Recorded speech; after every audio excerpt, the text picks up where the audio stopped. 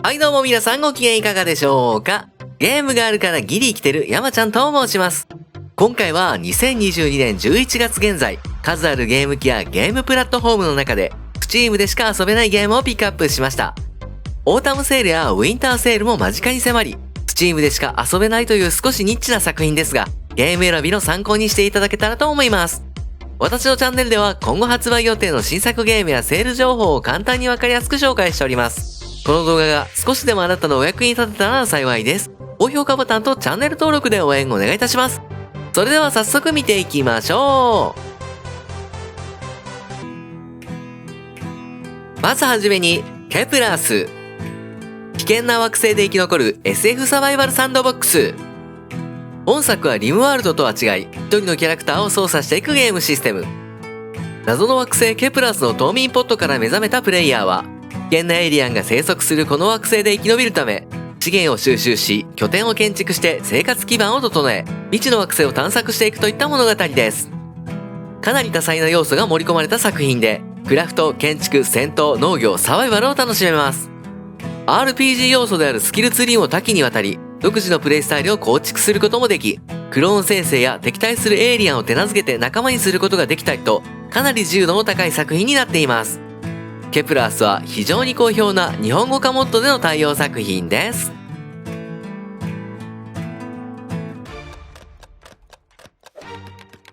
Have a nice です。過重労働の死神を描いたローグライト 2D アクション。物語の主人公は死者の魂を管理する会社デスインクコーポレーテッドの創設者兼 CEO のです。人間界で好き勝手に暴れ回り次々と仕事を増やす社員の身勝手な行動を止めるために奮闘する物語です。ゲームは自動生成される社内の各部署をめぐり、社員の亡霊たちにお灸を据えていく。スピーディーな戦闘が特徴の本作は、基本武器である死神の鎌をメインに、道中で拾えるランダム武器や魔法は30種類以上が登場。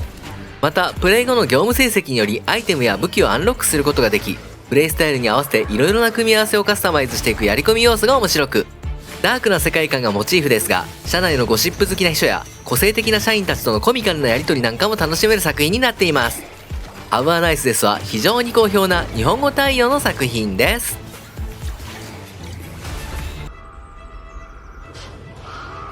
ボルカノイド。ドリルシップに乗り込んで火山島を探索する一人称視点のスチームパンクサバイバル。機械生物によって引き起こされた突然の噴火により、かつての故郷は荒れ地に変えられてしまいます。美しい自然があふれる故郷を取り戻すため、ドリルシップに乗り込み、活火山による極限の環境下、機械生物と戦い、生存と真相の究明を目指すサバイバルアクション。安全地帯である見晴らし台や地下で定期的に噴火する火山をしのぎつつ、限られた時間の中で資源採取や探検を行っていきます。噴火の影響によって現れた鉱石などの資源は豊富で、これらを活用して新たな装備や技術を研究し、ドリルシップをアップグレードして最強の移動要塞を作り上げるロマン仕様のゲーム。本作は最大4人での協力プレイが可能です。ボルカノイドは非常に好評な日本語対応の作品です。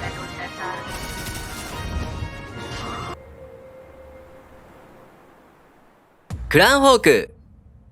リムワールド風の中世コロニーライフシム。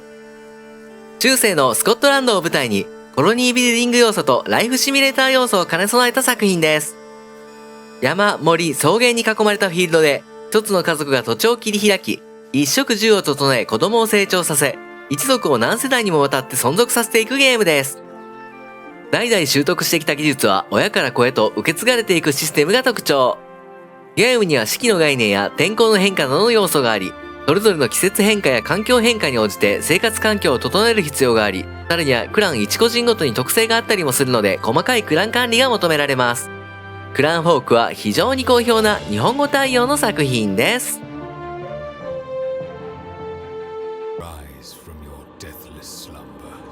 V ライジング。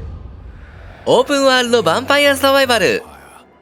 本作はヴァンパイアをテーマにゴシックなグラフィックで展開するオープンワールドのアクション RPG と一味違ったユニークさが興味をそそる作品。ヴァンパイアは不死身でかなり強い印象ですが、本作のヴァンパイアは何世紀にも眠りについたせいで力が衰えてしまったという設定。日光はもちろん人間や闇の敵対勢力など様々な敵を退け血を求めて集落を襲い、力を取り戻すために広大な世界を冒険していきます。ヴァンパイアである主人公はクエストや V ブラッドという特殊な血を持つボスを倒して血を吸うことで新しい能力や技術、レシピをアンロックし、様々な武器や呪文を組み合わせて自分のプレイスタイルに合ったカスタマイズが可能。さらに建築要素もあり、ヴァンパイアとしての力を取り戻し、領地を支配し、人間を忠実な下僕に変え、城を建築してヴァンパイア帝国を築き上げることもできます。V ライジングは非常に好評な日本語対応の作品です。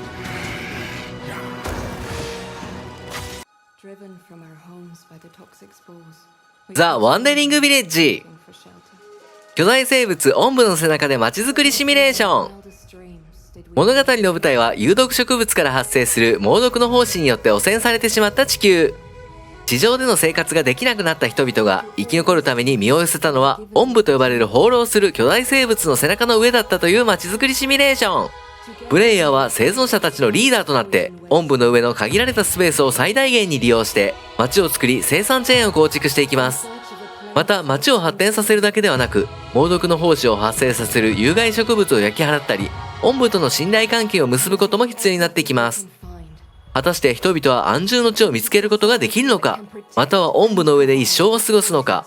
巨大生物と共生しながらも都市運営を行うユニークな街づくりシミュレーション。ザ・ワンデリング・ビレッジは非常に好評な日本語対応の作品です。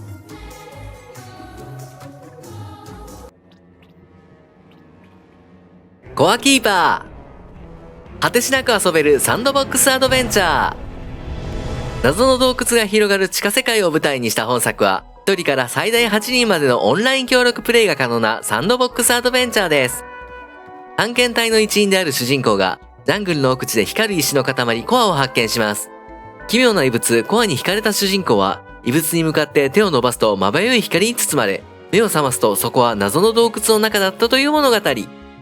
無限に広がる地下洞窟を探検し、発掘した資源やレリックで基地を作り、コアをパワーアップさせ古代世界の謎を解き明かしていきます。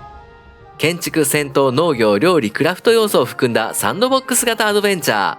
コアキーパーは非常に好評な日本語対応の作品です。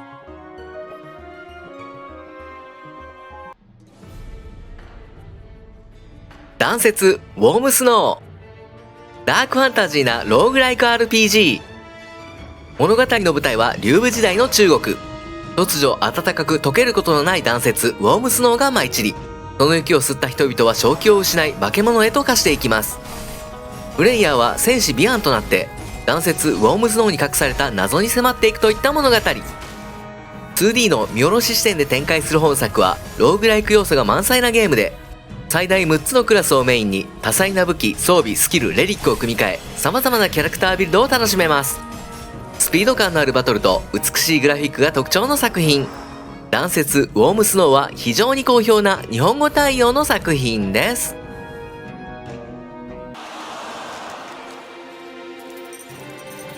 アリーナ・オブ・ザ・アリーナ。位置取り重視のデッキ構築ストラテジー。プレイヤーはアリーナでの生き残りをかけ、剣闘士となって血に飢えた干渉のために戦うデッキ構築のローグライクストラテジー。本作の特徴は攻撃と防御といった従来のデッキビルダーとは異なり、マス目で構成された位置取りといった要素を加え、地形を利用して優位に立ったり敵の攻撃を回避したりすることのできる戦術性。またブロック破壊やノックバック攻撃で敵同士をぶつけたり、壁にぶつけることでスタンさせることができたり、敵を豪快に倒すことで観客席から武器やアイテムが投げ込まれたり、それらをうまく活用することで戦闘を優位に進めることができます。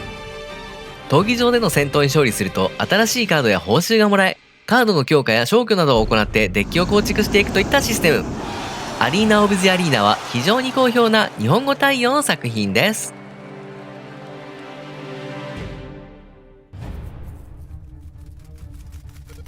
ザ・ラストスペル。タワーディフェンスとローグライト要素を持つ単性タクティカル RPG。国中に蔓延した戦争を終わらせるため、魔導士たちは魔術の力でほぼ全てを消し去り、奇妙な紫色の霧が出現するようになった世界。わずかに残った人類は、この危機の元凶となったこの世界の全ての魔法を封じる魔法、ザ・ラストスペルを唱えるべく拠点を築いたという物語。プレイヤーは夜な夜な霧の中から現れる血に飢えたモンスターの大群からわずかな味方ユニットを指揮して人類最後の希望となるザ・ラストスペルの発動まで魔法陣を守り抜くことが目的。ゲームは昼と夜の2つのフェーズで構成され、昼にはボロボロになった街の防御力を再構築し、夜は魔法と武力で邪悪なモンスターから拠点を守りきります。戦闘は戦略性を重視したマス目移動の単性シミュレーション。都市の被害が少ないほど戦闘報酬は多くなり、報酬を使って都市の防衛を高め、ヒーローを強化して次の夜に備えていきます。また最初のうちは拠点を守りきるのは難しいかもしれませんが、特定のミッションのクリアや敵を倒すことで得られるエッセンスを消費することで、強力な武器や防具、新しい要素など様々な機能がアンロックでき、やればやるほど強くなるリプレイ性とやればやるほどハマる中毒性の高い作品になっています。最後の呪文まであと少しだ。ザ・ラストスペルは非常に好評な日本語対応の作品です。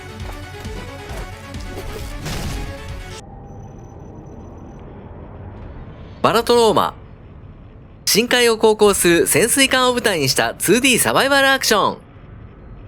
物語は遠い未来。地球では人類の居住できる場所が少なくなり、人々は新天地を求めて木星の第二衛星エウロパにたどり着きます。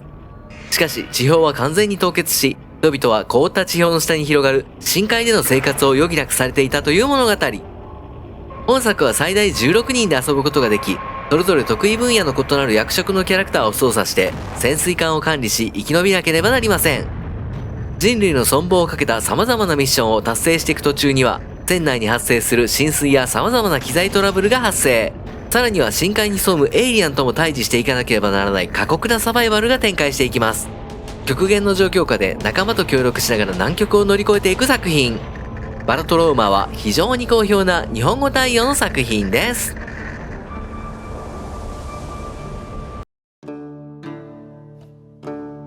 ポーションクラフトアルケミストシミュレーター。中世の時代で錬金術師を体験できるシミュレーターです。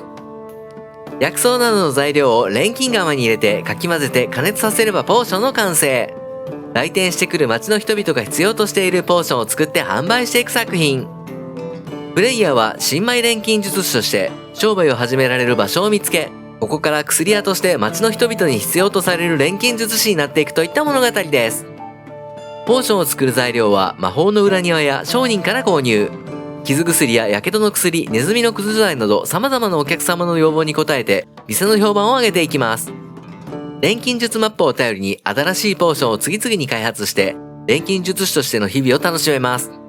ポーションクラフトアルケミストシミュレーターは非常に好評な日本語対応の作品です。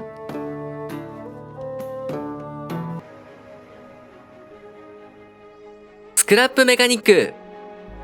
広大なオープンワールドを舞台に素材を集めて乗り物やロボット、拠点建築などを楽しめるクラフトをメインとしたサバイバルサンドボックス。プレイヤーはロボット整備士としてとある惑星に派遣されるのですが、惑星への着陸時に宇宙船がコントロールを失い墜落。幸いにもギリ生きてた主人公は制御不能になった農業ロボットで溢れ返るこの惑星で生き延びていくといった物語。ゲームはヒットポイント、空腹、喉の渇きといった3つのステータスを管理しながら様々なパーツやブロックを組み合わせてオリジナルの乗り物やロボットを作ることができます。クラフトをメインとしたゲームなだけあって、ただパーツやブロックをつなぎ合わせるだけではなく、エンジンやギアの回転方向や車体のバランスなどを考え、試行錯誤しながらマシンを作り上げていくのが楽しい作品。設定で一人称と三人称の切り替えもできるので、ゲーム酔いしやすい人にも優しいゲーム設計になっています。スクラップメカニックは非常に好評な日本語対応の作品です。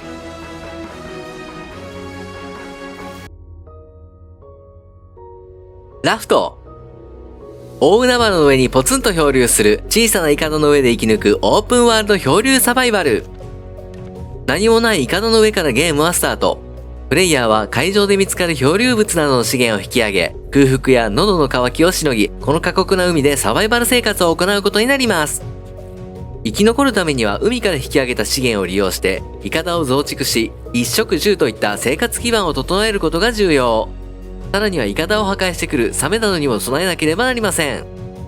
また漂流していると無人島を発見することもあり、貴重な資源やアイテムが入手できるかもしれません。イカダサバイバルといったかなりロマンある本作はマルチプレイに人数制限はないとのことですが、8人程度が推奨みたいです。ラフトは非常に好評な日本語対応の作品です。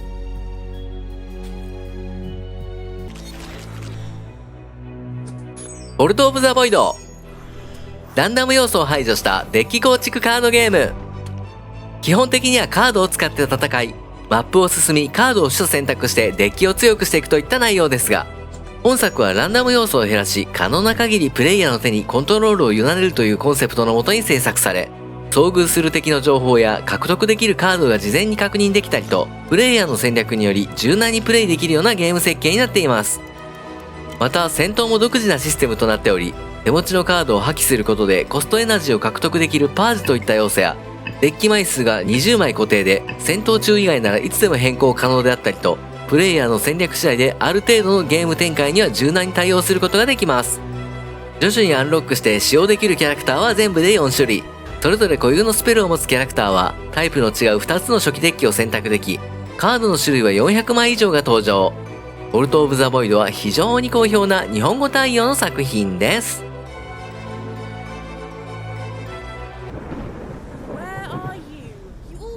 アット・デッド・オブ・ナイト。実写とグラフィックが融合した新感覚ホラー。本作の特徴は実写とグラフィックをシームレスに融合させ、他に類を見ない没入感のあるホラー体験を味わうことができます。かなり怖いゲームという評判です。舞台はシービューホテルと呼ばれる三つ星ホテル。主人公のマヤは友人を探すためホテルを訪れますが、ジミーホールと呼ばれるサイコパスが運営するホテルに閉じ込められることになります。マヤは何とか脱出し、友人を救い出すため、サイコパスが徘徊するホテルを探索していく中で、霊の声が聞けるレシーバーを手に入れます。レシーバーを使ってホテルに取り付いた霊と交信し、彼らの話を聞くことで、ジミーホールの秘密が徐々に明らかになっていきます。果たしてマヤはジミーの正体を明らかにし、友人を救い出すことができるのでしょうか。アット・デッド・オブ・ナイトは非常に好評な日本語対応の作品です。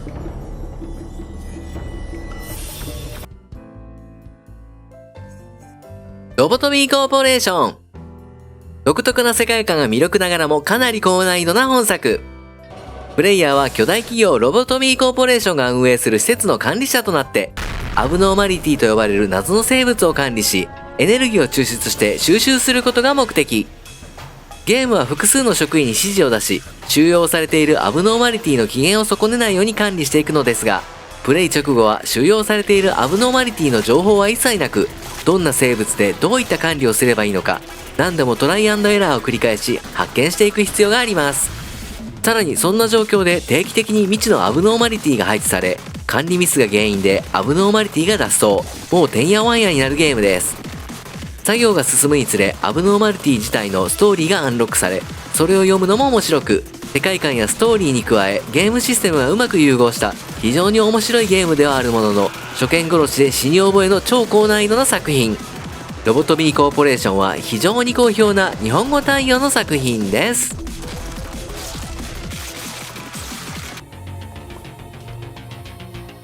ネセッセ。本作はマインクラフトやテラリアに代表されるサンドボックス型のアクションアドベンチャー。ゲームは見下ろし型のトップダウン視点で展開し、戦闘、採掘、探索、クラフトを行いながらも、入植者を募集して拠点である集落を発展させていくといったゲームです。入植者は農場や作業場で働かせることができ、資源採掘を自動で行ってくれます。また入植者にも幸福度があり、取引金額や仕事量に影響するので、幸福度にも気を配る必要があります。ランダム生成された世界には多彩なバイオームが存在し、マップの端からは別のマップへと移動することもできます。マルチプレイではホストのワールドに最大250人が参加可能。海を渡り様々な島を探してダンジョンの奥に潜む強力なモンスターを倒し、貴重なアイテムを手に入れましょう。ネセッセは圧倒的に好評な日本語対応の作品です。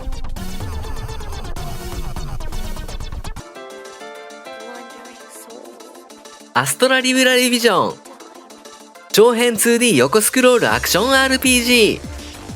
もともとはフリーゲームで14年の年月をかけて個人開発で作られた超大作アストラリブラ生きた証の完全版です。ある日魔物に故郷の村を破壊され、幼馴染の少女と逃げ出した主人公は巨大な怪物に追い詰められてしまいます。命を奪われる寸前に目の前が真っ暗になり、見知らぬ地で目を覚ました主人公。人の言葉を話すカラスに助けられたが、カラスにはここに来る前の記憶はなく、主人公のそばで目を覚ましたと言います。主人公はカロンと名付けられたカラスと共に離れ離れになってしまった幼馴染の少女アヌリスと故郷を探し、魔物がうろつく危険な世界へ進んでいくことになります。ゲームはシンプルな横スクロールアクション、多彩な武器による攻撃やガード、60種類以上のスキルを駆使しての巨大なボスバトルが楽しめます。また300種類以上のアイテムや230種類以上の装備品、様々な強化要素が盛り込まれ、推定プレイ時間は60時間以上とのこと。アストラリブラリビジョンは圧倒的に好評な日本語対応の作品です。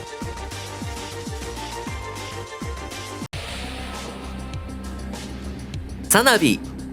2D ワイヤーアクションプラットフォーマー。サイバーパンクなディストピアを舞台に退役した軍人である主人公が街を支配する巨大企業の秘密を探り、娘を殺したサナビへの復讐を果たす物語。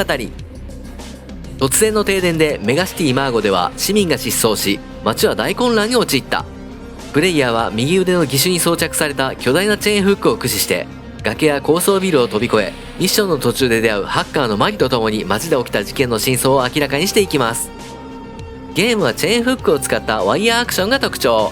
壁や天井につかまり障害物をよじ登ったり、振り子で壁を飛び越えたりとアクロバティックなアクションが繰り広げられます。謎めいた物語と美しいドット絵に彩られたサイバーパンクアクション。サナビは圧倒的に好評な日本語対応の作品です。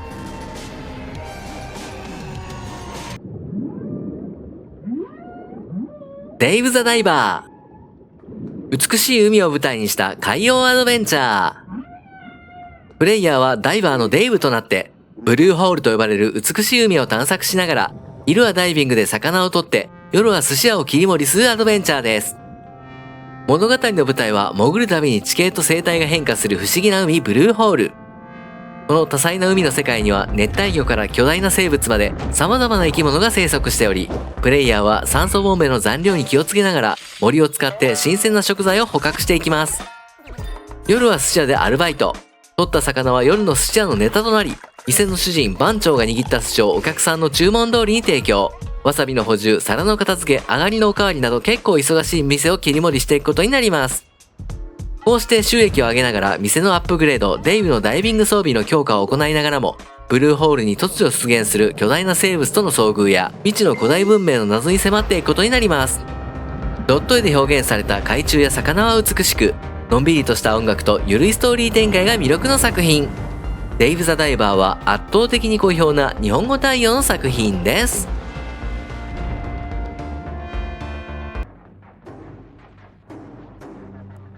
コスモティア。巨大な宇宙船を作る SF シミュレーター。本作は巨大な宇宙船をデザインし、作った船の能力を戦闘でシミュレートするといった宇宙船を作ることに重点を置いた作品です。宇宙船の設計には直感的な操作ができる作成ツールを使って、武器、エンジン、廊下、乗組員の宿舎などのモジュールを配置していくだけ。船が大きくなればクルーの人数も必要となり、1000人以上のクルーが船内で動き回ることなんかもあるみたいです。ゲームモードは2つで、小さな宇宙船からスタートし、銀河を探索して資源の採掘やミッションをこなしてお金を稼ぎ、少しずつ船をカスタマイズしていくキャリアモード。最初から全ての武器や設備がアンロックされ、好きなように宇宙船を作れるサンドボックスモードが用意されています。コスモティアは圧倒的に好評な有志日本語化対応の作品です。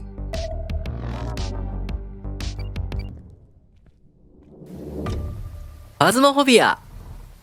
最大4人のチームで幽霊屋敷に乗り込み、様々な機材を使ってそこにいる幽霊の正体を暴いていくという協力型の心理ホラーアドベンチャーです。EMF リーダー、スピリットボックス、ナイトビジョンカメラなどの心霊調査アイテムを駆使して、その場所に取り付いている幽霊の証拠を探して幽霊の正体を特定するといったゲームです。中には敵対的な幽霊をも調査対象にしなければならず、とにかく怖いという評判で、VR でプレイすると怖さが100倍ぐらい上がるらしいです。ゲームは探索でゴーストの証拠を集め、推理し、ゴーストの種類を特定して無事に生還することが目的。しかし、探索を続けることで小輝度である産地が低下していき、一定以下になるとゴーストがプレイヤーに襲いかかってくるハントモードが発生。接触するとゲームオーバーになるので注意が必要です。こういった推理やゴーストとの駆け引きが楽しい作品。ファズモフォビアは圧倒的に好評な日本語対応の作品です。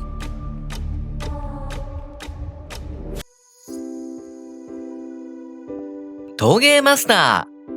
ー。自分だけの陶磁器を作れる陶芸家シミュレーター。陶芸家となって自分の思い描く陶磁器を作り、ギャラリーに展示して販売するユニークな作品です。実際の陶芸のようにろくろを回して粘土を成形し、ミニゲームのある素焼きや模様付けを行い、仕上げに本焼きに入れ、最後に名前を付ければ陶磁器の完成です。完成した作品はギャラリーに展示して、展示会を開催すれば来館者が作品を評価し、気に入れば購入してもらえます。ギャラリーの入場料と作品の売り上げで新しい顔料や模様を購入すると、よりクオリティの高い作品を作ることができます。陶芸が下手でも大丈夫です。どんな出来の悪い作品でも来場者は声を上げて絶賛してくれます。陶芸マスターは圧倒的に好評な日本語対応の作品です。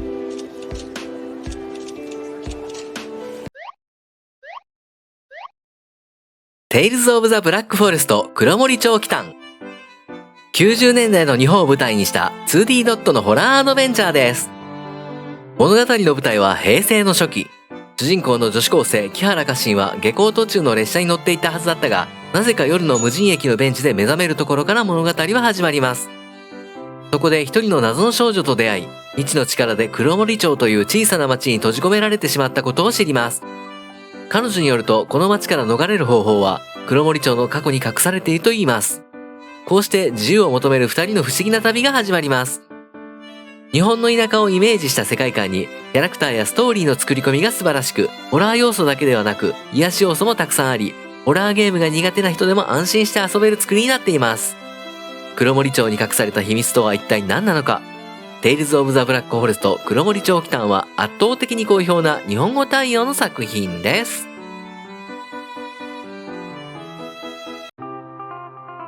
はい、今回は2022年11月現在 Steam でしか遊べないゲームをピックアップしました。オータムセールやウィンターセールも間近に迫り、Steam でしか遊べないという少しニッチな作品ですが、ゲーム選びの参考にしていただけたらと思います。私のチャンネルでは今後発売予定の新作ゲームやセール情報を簡単にわかりやすく紹介しております。この動画が少しでもあなたのお役に立てたなら幸いです。高評価ボタンとチャンネル登録で応援お願いいたします。本日もご視聴ありがとうございました。皆様明日も良い一日ありますように。次の動画でお会いしましょう。さようなら。バイバイ。